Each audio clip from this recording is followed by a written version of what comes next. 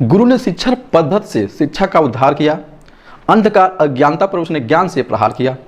गुरु का हथियार तो ज्ञान का भंडार है, गुरु के ही फलस्वरूप यह सारा संसार। तो सबसे पहले हम करेंगे सत सत नमन और शिक्षक दिवस की सबको हार्दिक बधाइयाँ एवं शुभकामनाएं एवं गुरुजनों को सत सत नमन।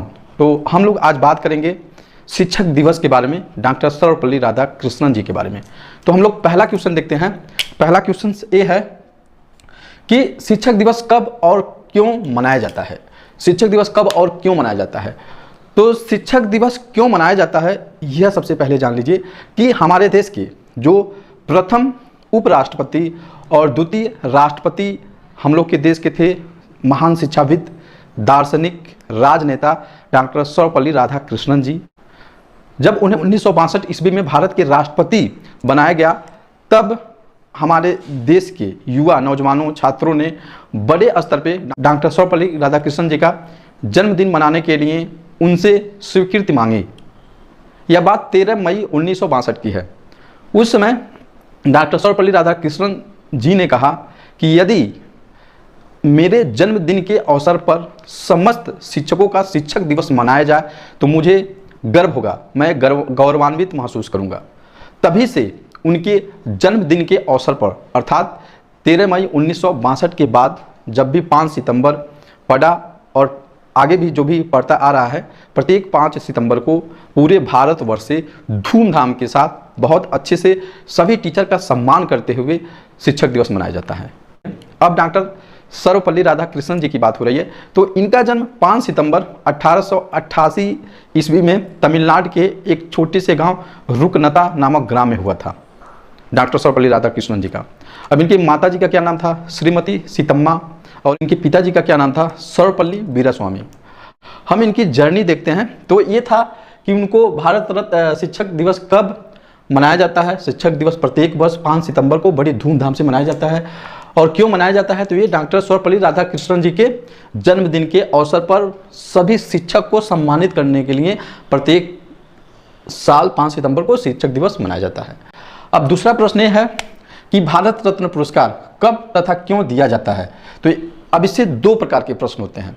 एक तो डॉक्टर सर्वपल्ली राधाकृष्णन से रिलेटेड इसका जवाब हम दे सकते हैं, या दूसरा वर्तमान समय में एक जनरल नॉलेज के तौर पे देखेंगे तो इसके माध्यम से दे सकते हैं। तो पहले हम समझते हैं डॉक्टर सर्वपल्ली राधाकृष्णन जी को भारत रत्न कब दिया गया था। तो डॉक्टर सर्वपल्ली राधाकृष्णन जी को भारत रत्न 1954 ईस्वी में दिया गया था। कब दिया गया था, 1954 ईस्वी में दिया गया था। और 1954 में ही भारत रत्न जो पुरस्कार दी जाती है संस्था, इसकी स्थापना भी हुआ था।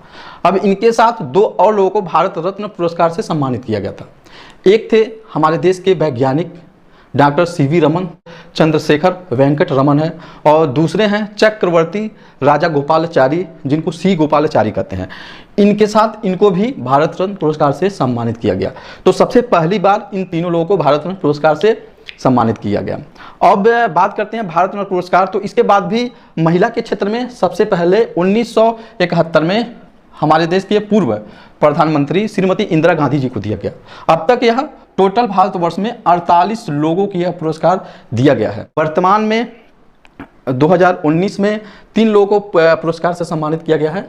नानाजी देशमुख, उनके मृत्यु के पश्चात, भूपेन हजारिका, उनके मृत्यु के पश्चात, उसके बाद प्रणब मुखर्जी जी को, ये 3 लोगों को 2019 में भारत रत्न पुरस्कार दिया गया है।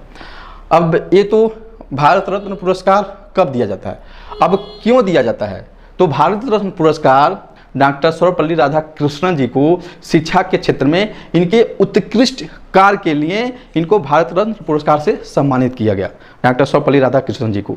लेकिन पहले किस क्षेत्र में यह पुरस्कार दिया जाता था।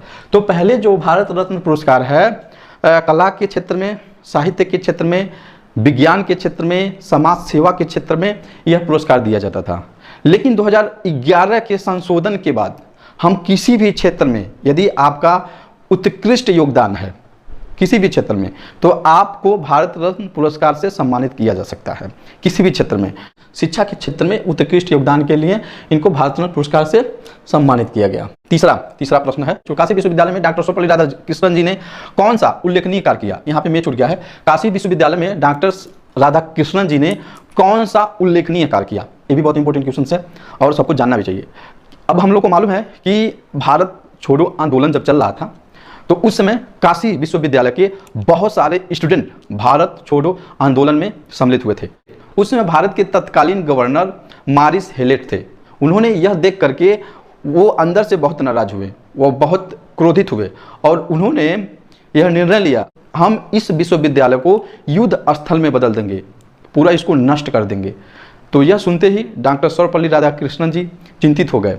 अब वह सोचे कि क्या किया जाए, तो वे डॉक्टर सर्वपल्ली राधाकृष्णन जी तुरंत उसके पश्चात दिल्ली गए और वहाँ के वायसराय लॉर्ड लिनालियागो जी से मिले और वे अपने बातों से उनको इस कदर प्रभावित किया कि वह गवर्नर के उस निर्णय को, जो काशी विश्वविद्यालय को नष्ट करने के लिए दिया गया था, वह वापस ले लिया। कौन? उस समय जो उत्तर प्रदेश के तत्काल गवर्नर थे मॉरिस हेलेट। उसके बाद जब वह निर्णय वापस ले लिया, उसके बाद भी वह नाराज था और नाराज होने के कारण जो भी अनुदान मिलता था विश्वविद्यालय को उसने बंद कर दिया।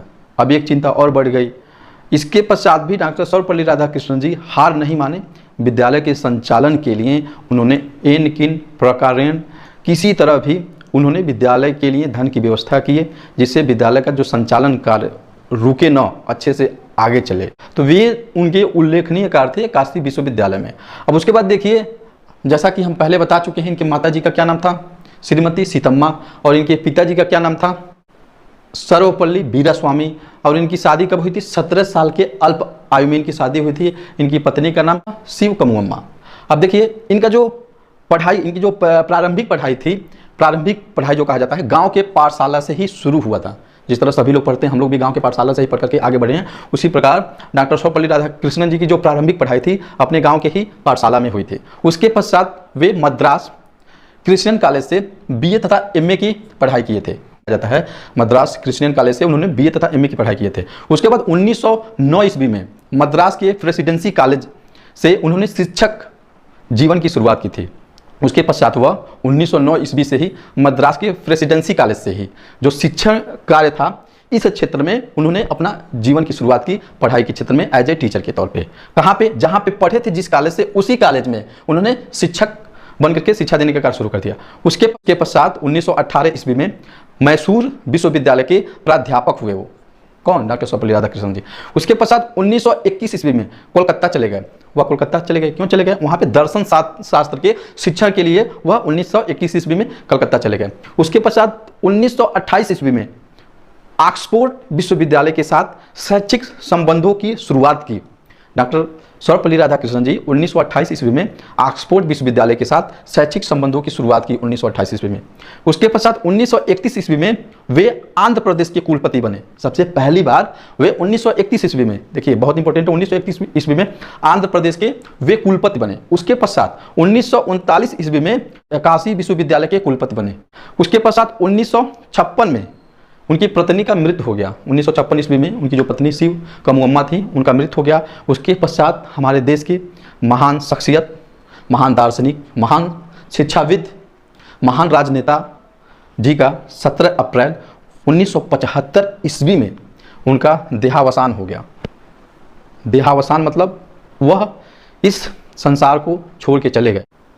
डॉक्टर सर्वपल्ली राधाकृष्णन जी के द्वारा पुस्तकें लिखी गई, उसमें से कुछ पुस्तकों के नाम हैं the ethics of Vedanta, the philosophy of Rabindranath Tagore, my search for truth, the reign of contemporary philosophy, religion and society, Indian philosophy, the essential of psychology, the essential of psychology.